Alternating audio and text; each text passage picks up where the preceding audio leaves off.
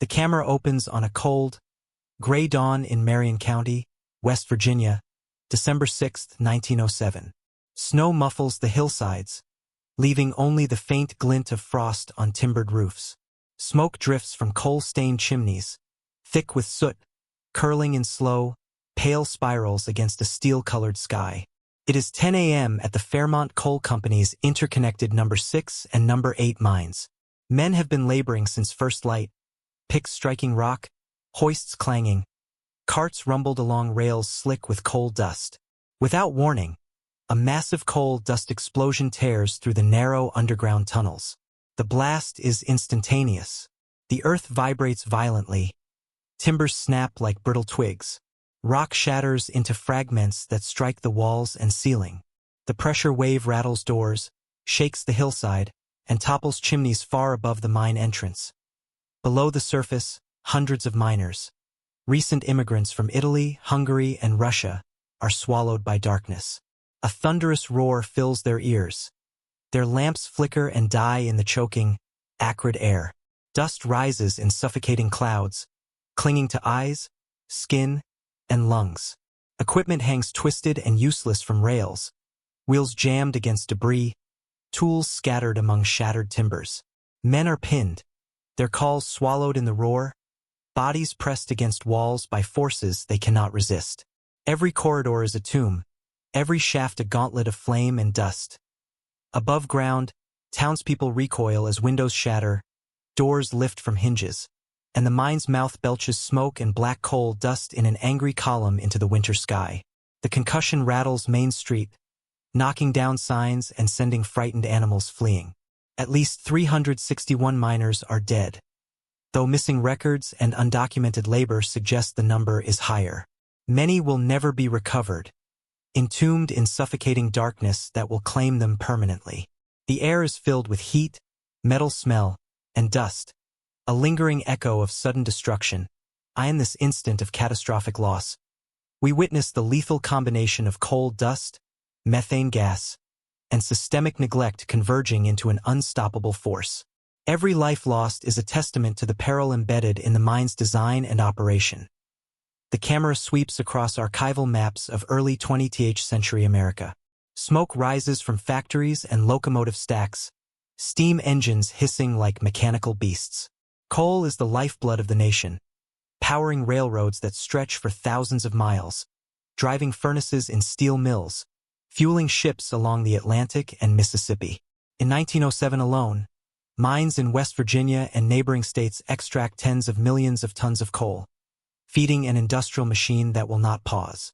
The demand is insatiable, and miners descend into shafts before sunrise, picks striking rock in rhythm with hoisting engines, their lungs filled with the sharp tang of coal dust. In towns like Monongah, coal is more than a commodity.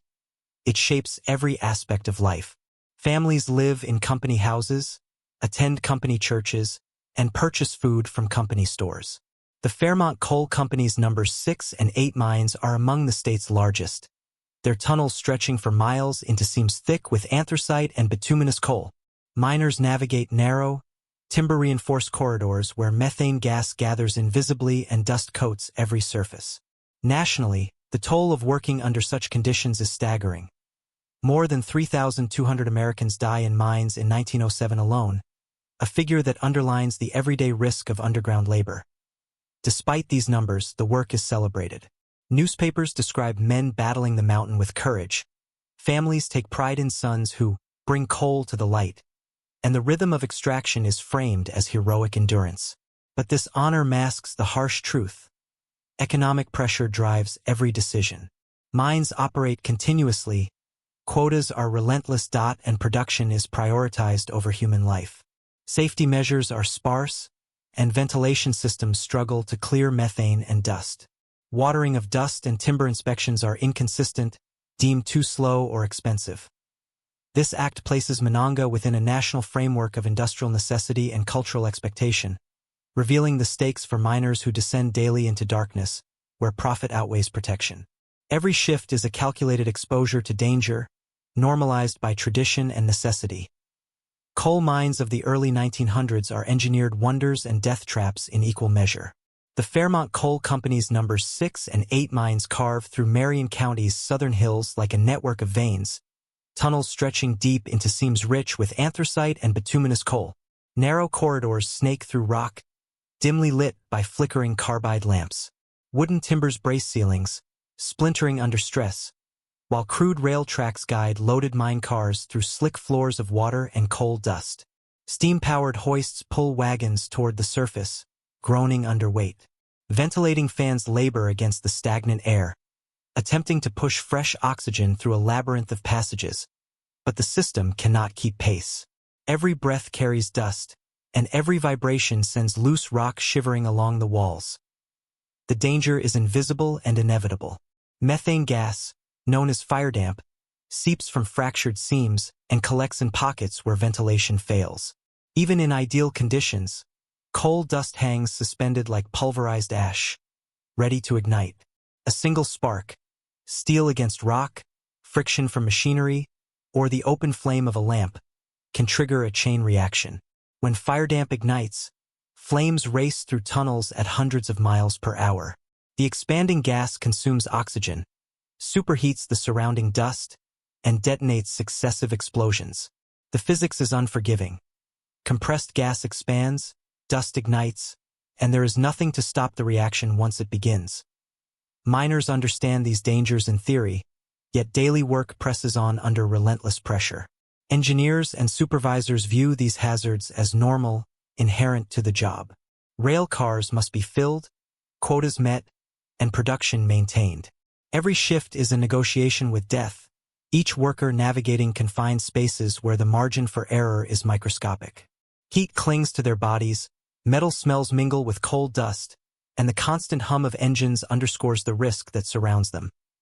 This act exposes the lethal mechanics of the mine, the technical conditions that render coal dust explosive, and the systemic indifference that leaves men exposed to forces beyond their control.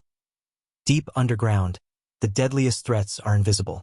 Methane gas seeps silently from fractured coal seams, curling through corners of the tunnels like a coiled serpent. Fine coal dust clings to walls, ceilings, and the miners' clothing, coating surfaces in a powdery haze that will ignite with the slightest spark. A steel pick striking rock, friction from machinery, or the flame of a carbide lamp is all it takes to set off a chain reaction capable of destroying the mine in seconds. Ventilation fans, designed to circulate fresh air, struggle against debris, narrow passages, and design flaws. Dead ends trap the gas and dust, leaving miners exposed to forces they cannot detect. Miners speak of an eerie stillness as they descend before sunrise. The air is thick, tasting metallic and stale. The smell of coal dust and damp timber clings to their skin. Every pick strike echoes through narrow passages, reverberating off stone walls, amplifying tension in confined spaces. Machines groan under strain, wheels screeching on rails slick with water and coal powder. Near the coal face, dust hangs so thick that goggles fog instantly and boots slide over slick floors. Technical manuals of the era already warn that coal dust must be dampened or removed to prevent ignition, yet wetting practices are applied inconsistently, often abandoned when they slow production quotas. Above ground, engineers approve new tunnel extensions without rigorous testing. Safety inspections are cursory. State regulations in West Virginia lag far behind European standards. Foremen, pressed to maintain coal shipments, dismiss rising gas readings, and send the next shift into unventilated sections with little delay. Workers, often recent immigrants with no formal mining education, are instructed that coal dust and gas are part of the job. They cannot see the invisible threat, cannot smell the methane gathering in pockets, and have no means to escape the danger that surrounds them. This act reveals the silent, insidious hazards that lurk in the mine, waiting to ignite, and shows how systemic neglect ensures that miners confront a deadly force with neither warning nor protection. Monongah is not an isolated tragedy. Across Appalachia, coal dust and methane have claimed miners long before 1907. In Avondale, Pennsylvania, 1869, a fire ignites timber supports, suffocating 110 men and boys in a single shaft. In Cherry, West Virginia, 1902, an explosion rips through unventilated tunnels, killing 129 miners as methane pockets surge uncontrollably. Each of these disasters carries the same technical signature: accumulations of combustible dust, inadequate ventilation, and warnings dismissed or ignored, while management prioritizes coal output over human life. The physics and risks remain constant, yet oversight fails repeatedly. At Mananga, company engineers are aware of the danger. Reports from nearby mines document cracked roof timbers, elevated methane levels, and dust layers that could ignite at the slightest spark. These reports are cataloged but rarely acted upon. Recommendations for structural reinforcements or thorough dust suppression are postponed or ignored in favor of continuous production. Earlier explosions serve only as cautionary footnotes, treated as isolated events rather than evidence of systemic flaws. Regulatory enforcement is weak, fines are minimal, and the broader culture treats casualties as a cost of doing business rather than as preventable losses. Patterns emerge not only across the landscape but across decades. Between 1880 and 1907, over 2,000 miners die annually in underground explosions, and each death echoes a common cause: predictable hazards, insufficient controls, and unheeded warnings. Newspapers report these events with human detail, yet national attention grows slowly. Public narratives frame miners as courageous yet expendable, and companies as efficient yet detached, further normalizing the dangers that surround every shift. This act exposes the predictable nature of industrial failure. Mananga is not a freak event, but the culmination of decades of negligence and ignored technical warnings. The threads of history converge here, showing that the disaster was as inevitable as it was deadly. Towns like Mananga cling to the hillside, their streets lined with company-built houses within a mile of the mine entrances. Before dawn, families wake to the clatter of mine carts on rails and the hiss of steam engines echoing through the valley. Children weave between tracks where loaded coal wagons roll toward waiting trains. Smoke from furnace stacks chokes narrow streets, mixing with black coal dust that coats porches, windows, and the lungs of every resident. The smell of soot and burnt timber hangs over the town, a constant reminder that industry dominates both the landscape and daily life. Miners descend into the earth for 12-hour shifts, enduring oppressive heat, suffocating dust, and the weight of rock pressing from above. Fathers return home exhausted, faces streaked with coal and sweat, only to find families dependent entirely on their wages. Women sweep floors layered with fine coal powder, coughing as they work, aware that inhalation is unavoidable. Children assist where they can, carrying water or clearing ash from hearths. The economic dependence is total. No employment means no food, no school fees, no rent, no safety net. Poverty and danger are intertwined, making risk a constant companion. The mine's presence is omnipresent, and its hazards normalized. Explosions, roof collapses, and gas buildup are accepted as part of life, necessary to keep the wheels of industry turning. Mortality statistics are stark. Among men aged 18 to 40 in West Virginia, annual death rates exceed 5%, a grim measure of the peril inherent in each shift. Families live in silent anxiety, scheduling their lives around mine operations, adjusting sleep, work, and meals to the rhythm of production quotas and company timetables. Every day is a negotiation with risk, every meal and paycheck dependent on men navigating a labyrinth of timber, dust, and gas. This act illuminates the human stakes above ground: the economic coercion, the pervasive anxiety, and the proximity of catastrophe that hovers over every home. Miners are not numbers. They are sons, fathers, neighbors, and friends, surviving each day on the razor's edge of death. Inside the number 6 and number 8 mines, men labor beneath dim carbide lamps, picks striking rock, wheels grinding along rails slick with coal dust. The air is thick and heavy, powdered coal swirling beneath their boots, coating skin and clothing in fine, choking ash. Then a spark, a steel pick striking stone, friction from a wheel, or a stray flame, ignites methane trapped in a low pocket. In an instant, fire races through the nearest shaft, lifting timbers like brittle matchsticks and sending a deafening pressure wave ripping through the tunnels. The speed is merciless. Less than a second passes from ignition to full-scale destruction. Men are thrown against walls, pinned under collapsing timbers, or engulfed in scalding flames. The heat is immediate, intense, unbearable, while secondary explosions ignite dust throughout the shafts, each blast surpassing the last in force. Rails shatter, mine carts collapse, and metal supports twist into grotesque shapes. The overpressure is equivalent to several tons of TNT, concentrated within the confined space of the mine. The roar is total, the shock waves a physical hammer against the body. Visibility drops to zero. Smoke and pulverized coal fill the lungs, searing tissue and suffocating any remaining breath. Ears rupture under the concussive force. Panic is impossible. Escape routes collapse in seconds. Every corridor is either sealed by debris or consumed by fire. Men cry out, but their voices vanish, swallowed by the inferno. The labyrinthine tunnel network amplifies the devastation. Shock waves reverberate, igniting distant pockets of dust.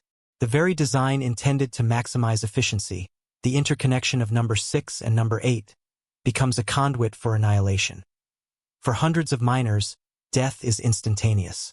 For others, it is prolonged, agonizing, inevitable. There is no warning, no time to react, no sanctuary. The human toll is immediate, irreversible, and staggering. Every explosion, every second, is a testament to the lethal combination of combustible material, confined space, and systemic neglect. This act immerses the viewer in the inferno. The physics of destruction, the merciless speed, and the total scale of catastrophe. The horror is undeniable, and the consequences cannot be undone. The blast shakes the hillside with the force of a moving mountain. Debris rockets into adjacent shafts, collapsing ventilation towers and rupturing surface structures. Spoils piles are overturned, timber splintered across the rail yard, and carts lie twisted and broken among jagged rubble. Dust and smoke rise in thick, black columns, blotting sunlight and leaving Mananga's streets coated in a fine layer of coal and ash. The smell of burnt wood and scorched earth hangs heavy over the town, a metallic tang that clings to skin, clothing, and hair. Secondary casualties multiply as structures above the mine give way. Offices, company stores, and homes nearest the entrance suffer shattered windows, collapsing roofs, and overturned furniture. Miners' tools and loaded rail carts are hurled tens of feet, crushing anyone in their path. Steam-powered hoists twist like molten metal under the blast, inoperative and beyond repair.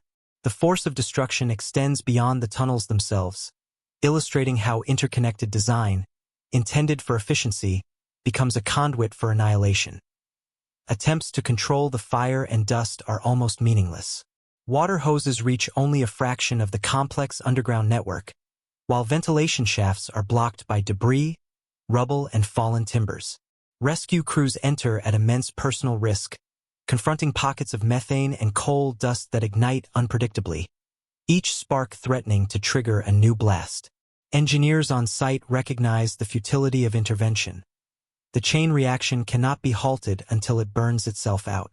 Heat presses against every wall, smoke clogs every passage, and the roar of continuing explosions drowns human cries.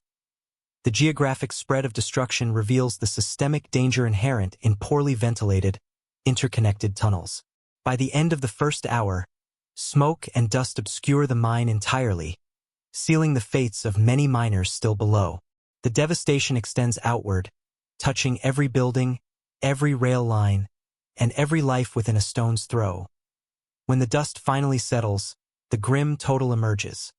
At least 361 miners are dead, though the true number is likely higher. Many victims are undocumented immigrants, their names never recorded, their presence erased from company ledgers. Bodies lie entombed beneath twisted timbers, collapsed rock, and scorched debris, unreachable by human hands.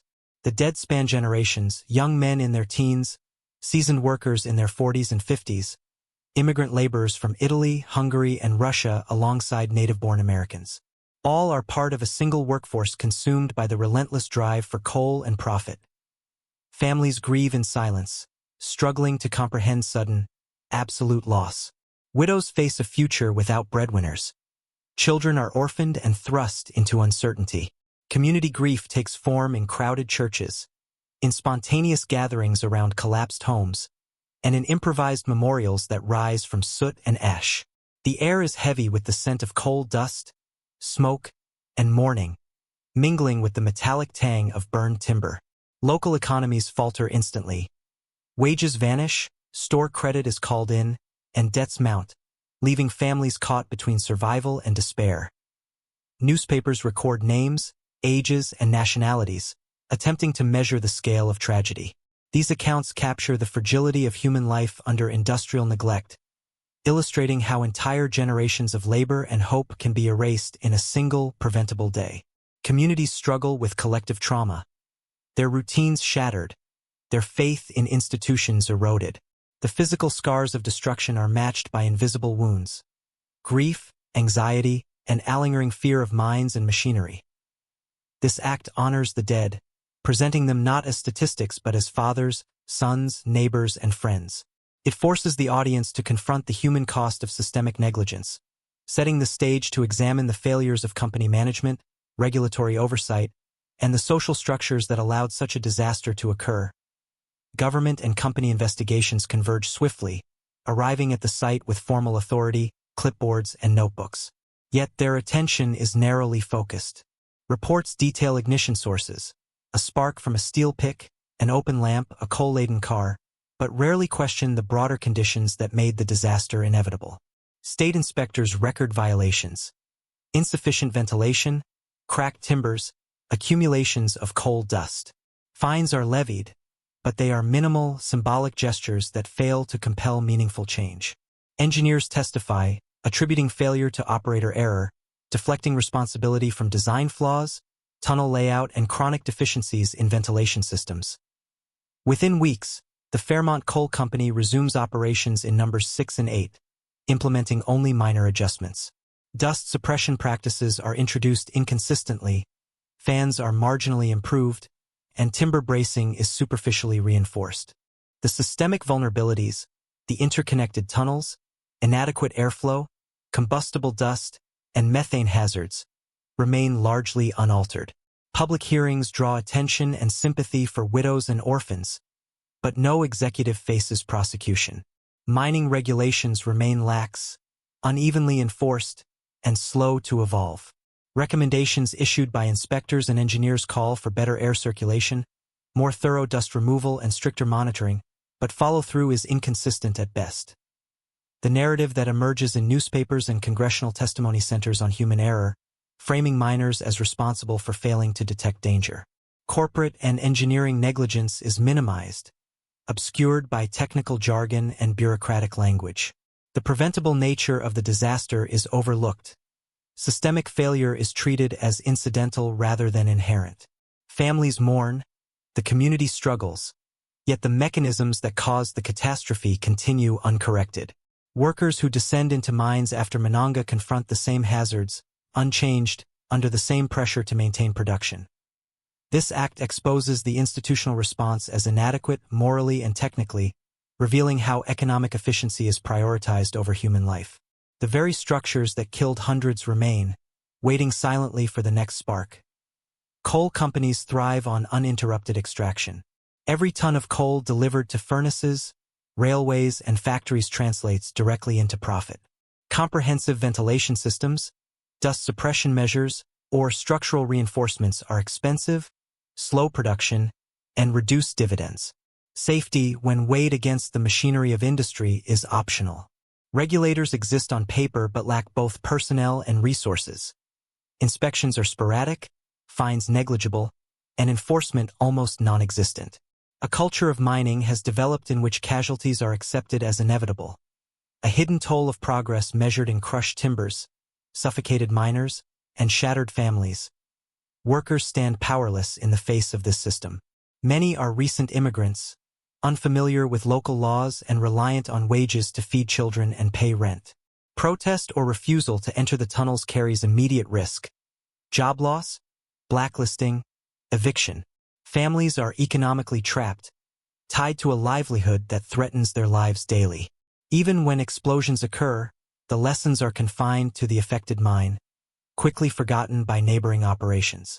The dangers of methane, coal dust, and structural failure remain present, unheeded, and uncorrected elsewhere.